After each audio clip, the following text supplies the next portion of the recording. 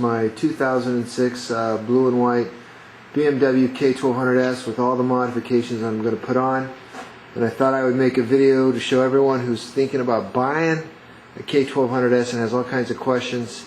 Hopefully this will save you some time on some quick how-tos and whatnot. Okay, my name's Darren. What's up? Alright, so the first thing I did to this thing was I put on the MRA touring windshield. This is pretty good because it kind of puts the air up over the helmet, so that works. Second thing I did is I bought the Evo air filters. As you can see them right there, those brown things, those orange things there, pretty easy to install. It's about a 10-minute installation. You got to take off the air snorkels that come with it, stock, but it's not a problem. The next thing I did is I put in peg lowering kits. I'm about 6 foot. Where the heck is this here? I'm about 6 foot tall, and I bought these things off Pirate, the Pirate guy, for about $100. They're right about there. I'm not sure if y'all can see that. Let's try that one more time. Anyway, right there, where the red light is. They drop it down about an inch. Not hugely significant, but enough to make a 4-hour ride a little bit more comfortable. I put on the gear shifter extension right there. I think that was like $30. Pretty easy, not a big deal. Going to the other side. Whoops. There's my Remus Revolution. That thing is tight. It sounds awesome. I'll fire this up at the end of the video, let y'all hear a sound. Again, there's the other side of the foot peg lowering kit. What else do we do this thing? We put on the gear shifter extension. Okay. What else did we do? We put in a Centech fuse panel to wire the GPS along with my Corbin heated seat. I'll give you all kind of a quick show on how I did that. I put the relay right there, right down there. That's the relay. And I just kind of put a little white tag around an existing line and put some, what's that, not styrofoam, but what's that stuff called? Velcro. And kind of just put some glue, some Velcro up there, holds it real good. Big red nasty wire goes here to the positive. Then it's got the cable, the negative going down like that, up through here. Back whatnot, hooking the orange cable into the back of the tail light. Pretty easy to splice and solder that in there. Heard a lot of bad things about using the stock Garmin motorcycle kit with the glass type fuse.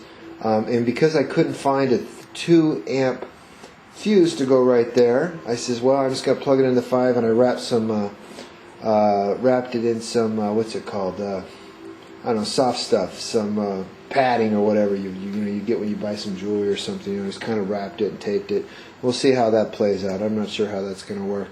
Pretty easy to wire. It took me a couple hours. The next thing I did, the next thing, so here's the GPS with the Z Technique mounting kit. Pretty easy to install. I got the 2820, $200 new off eBay. Pretty good. Couple things here. I'm wiring this for sound for my helmet and my for phone. And this is the 3.5mm adapter. That you don't need an adapter, but I just got a kind of a 90, so I didn't have these long old things coming out to here. That kind of sucks. I picked up a right here. If you see right there, that little black box right there. That's a what's the name of those things called? You plug it in, it gets rid of the sound from the alternator. A negative, I can't think of the name right now. $14, $15 off eBay. Pretty easy to install. Here's the mic in. I got the Garmin 2.5 to 3.5 adapter, so I can talk while I'm talking on the motorcycle in case an emergency phone call comes in, something like that. I put a little Corbin on here and in here, and you can see my stuff's all over there. But yesterday the big job was putting in the HELI bar raisers. See those right there? See how they kind of come up an inch?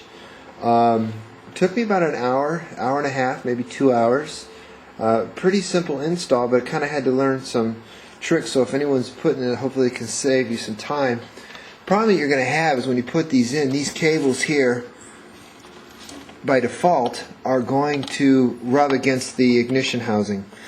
So the best way to do it is follow the instructions. You move this the brake hydraulic line, you put it all the way flush. I'll come over here and show you it. Oh, come on. You kind of just unscrew this bolt right there, and you move this thing all the way in. Okay, that's the first thing. Then what's really important to do is once you get these in, you'll notice that when you put them in at first, they don't go all the way in. So you kind of got to give them a little gentle incentive with like a rubber mallet hammer or something. Just real gently, you get them to go in. You'll see that it's in because you'll have about 1/4 inch of handlebar of extension coming through, and that's good. But if you look on the bottom of the extension, there's a groove where this bolt that goes here goes through. Best way to handle these cables is you only get about maybe 1/8 of an inch to adjust them back and forth, if that. Just put them all the way forward, and that'll take care of your cable problem with it rubbing. That's about it. I think she's done. Got it all wired up. Hope it's looking good. It's Minnesota. It's snowing out right now, so there ain't much to do here, as you can see. But let's fire it up here real quick. Okay, again, we're going to fire up here. And you'll notice the Garmin is on auxiliary power. So she's going to kind of come on when I turn the key on because it's hooked into that beautiful little Centech fuse. Worth every 70, cost me 70 bucks, worth every cent. Now I don't have to worry about dead batteries.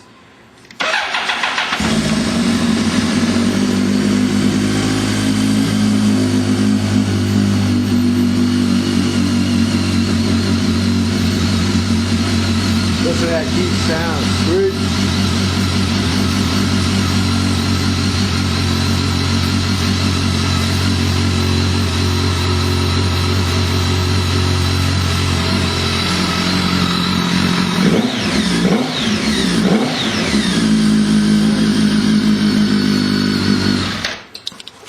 Anyway, that's the installs on my K1200s. I'm done. I'm out of here, and I'm done spending money on this thing. Later.